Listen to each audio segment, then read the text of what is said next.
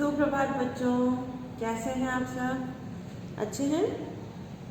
हम पढ़ रहे हैं बच्चों हमारी प्रतिभा हिंदी पाठमाला में जो कविता है वसंत ऋतु। उसके कवि हैं सोहनलाल द्विवेदी। आपको कवि का नाम भी पता होना बहुत ज़रूरी है। देखो मैंने कुछ चित्र भी बनाए हैं। और वसंत ऋतु हमें क्या संदेश देती है? वसंत ऋतु खुशियाँ लेकर आती है। इस कविता से हमें क्या संदेश मिलता है? वसंत ऋतु खुशियाँ लेकर आती है। पेज नंबर है आपका 54। तो इसको आप ओपन कीजिए अपनी बुक को और हम कविता पढ़ते हैं। Page number 54। कल मैंने आपको वर्क दिया था कविता लिखने के लिए, तो आपने लिख ली होगी। आज हम पढ़ते हैं, फिर हम इसके शब्दार्थ करेंगे। वसंत ऋतु पाठ 9। फूल फूल पर झूल झूल कर भौरे गाते हैं गाना, डाल डाल पर पात पात पर कोयल का स्वर मस्ताना। तो फूल फूल पर, अलग अलग फूल पर भौरे जा जाकर गाना गा रहे हैं। गाना गा रहे मतलब भौरे गुंजन कर रहे हैं, भौरों की जो आवाज़ होती है। डाल डाल पर पात पात पर, जो पेड़ों की जो डालियाँ हैं, ये पेड़ की जो डालियां हैं उस पर भी, और पात पात मीन्स पत्तों पत्तों पर कोयल का स्वर मस्ताना। कोयल अपना मीठा गाना हमें सुना रही है। महक महक कर चहक चहक कर हवा यहाँ इठलाती है। हवा यहाँ पे महक महक कर, फूलों की खुशबू उस हवा में घुली हुई है। अच्छी हवा चल रही है, ना हवा ठंडी है ना ज़्यादा गर्म है। हवा यहाँ इठलाती है, इतराती है।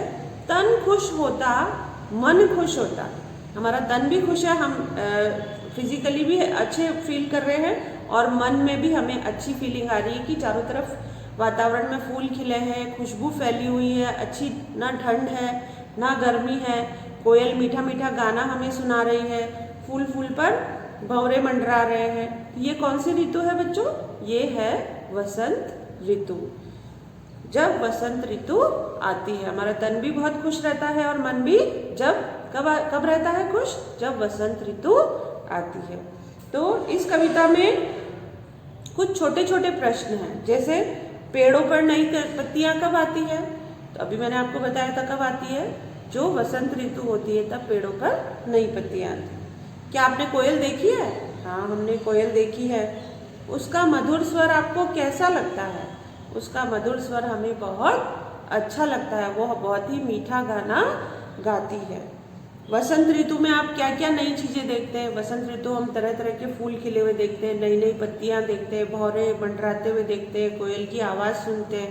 तो ये ठीक है, तो ये वसंत ऋतु है। चलिए अब हम आते हैं शब्द अर्थ पर। कल आपने कविता लिख ली, आज हम लिखेंगे शब्द अर्थ। तो पार्ट नंबर 9 इस तरीके से डालिए और फिर लिखिए, हेडिंग लगाइए शब्द अर्थ। इस तरीके से ऊपर हेडिंग लगाइए, पार्ट 9 लिखना वसंत ऋतु, फिर शब्द अर्थ हेडिंग लगाइएगा, फिर हम लिखेंगे शब्द अर्थ। मस्ताना, मस्ताना का होगा मस्ती वाला।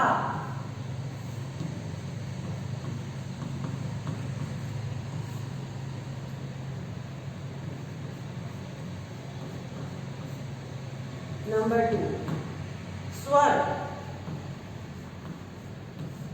आवाज।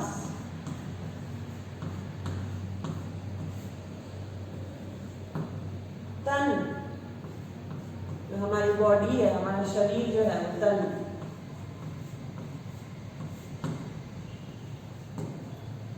पात पात, पत्ता पत्ता, लीफ जिसको बोलते हैं हम लोग, पत्ता पत्ता। डाल डाल, जो टहनियां होती, डालियां होती, डाल डाल, ब्रांचेस, ट्विग्स जिसको बोलते हैं। टहनी टहनी, टहनी टहनी। फिर है हमारा इठलाती, 6 नंबर का। इटलाती का है इतराती।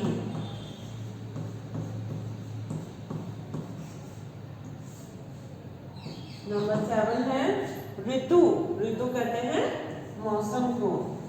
वसंत ऋतु, अलग अलग वेदर्स और सीजन हमने पढ़े थे, उसमें हमने स्प्रिंग सीजन पढ़ा था, वही हिंदी में वसंत ऋतु है। ऋतु मौसम, चहक चहक कर, बहुत खुश होकर, चहक चहक कर,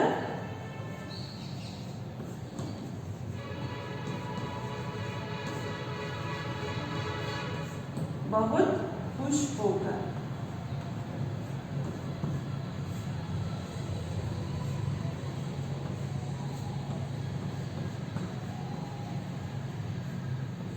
तो ये शब्द अर्थ आपको अपनी कॉपी में लिखने हैं, ठीक है।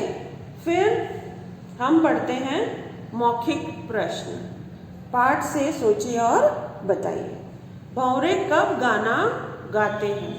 तो ये आपको मौखिक याद होना चाहिए। कब गाना गाते हैं, कौन सी ऋतु में गाना गाते हैं? वो भंवरे वसंत ऋतु में गाना गाते हैं।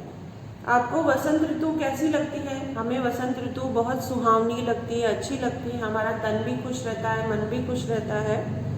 वसंत ऋतु आने पर क्या क्या चीज़ें बदल जाती है? वसंत ऋतु आने पर मौसम बदल जाता है। ठंड से जो प्लीजेंट वेदर को हम कह सकते हैं कि सुहावना मौसम हो जाता है। पेड़ों पर नई पत्तियां आ जाती है, जो पौधे हैं उन पर नए फूल आ जाते हैं। भंवरे इधर उधर गुनगुनाते हुए हमें दिखाई देते हैं। कोयल अपने मीठे स्वर में गाना सुनाने लगती है ना। जो आम के पेड़ है वो बोरो मीन्स जो मंजरी होती है उनसे लग जाते हैं। तो हमें कई तरह के फूल, पशु पक्षी भी खुश नजर आते हैं, तितलियां नजर आती है। और हम किसकी पूजा करते हैं वसंत ऋतु में? हम करते हैं माँ सरस्वती की, जो हमें ज्ञान देती है, विद्या की जो देवी है, उसकी पूजा हम लोग वसंत ऋतु में करते हैं। ठीक है बच्चों, तो ये हमारे थे मौखिक प्रश्न। और लिखित प्रश्न में आज हम ये टिक द करेक्ट आंसर जो है, दिए गए प्रश्नों के उत्तर में निशान लगाइए, सिर्फ वही वाला करेंगे। यहाँ तक आपको कॉपी में शब्द अर्थ लिखने हैं, बस आपको यही काम करना है। कॉपी में दिए गए प्रश्नों के उत्तर में निशान लगाइए। क वाला देखिए, फूलों पर बैठकर गाना कौन गाता है? कौन गाता है फूलों पर बैठकर गाना? भंवरा, कोयल, चिड़िया। कोयल चिड़िया पेड़ पर बैठकर गाना गाती है, अपना मीठा स्वर सुनाती है, और फूलों पर मंडरा मंडरा कर गाना गाता है भंवरा। ख, किसका स्वर मस्ताना लगता है? किसका स्वर मस्ताना लगता है हमें? कबूतर का, कौवे का, कोयल का। तो कोयल का स्वर बड़ा मस्ताना होता है, बड़ी ही मस्त, बड़ी ही मीठी मधुर आवाज में वो गाना गाती है। तो आपको सिर्फ काम करना है कॉपी में। कविता आपने लिखी ली होगी, नहीं लिखी है तो पहले कविता लिख के सुंदर सा चित्र बनाकर कविता लिखिएगा। उसके बाद शब्द अर्थ, शब्द अर्थ पे जाएंगे हम लोग। शब्द अर्थ आपको करने हैं, बस शब्द अर्थ ही करने हैं आज आपको। फिर हम लोग प्रश्न उत्तर और इन पे आएंगे। ये टिक द करेक्ट सिर्फ आप बुक में लगा लीजिए। फिर प्रश्न उत्तर है और समान लय वाले शब्द है, मिलान है, वाक्यों में प्रयोग है, ये सब लोग, ये काम हम इस शनिवार तक सारा पूरा इस पार्ट को कर लेंगे। ठीक है बच्चों।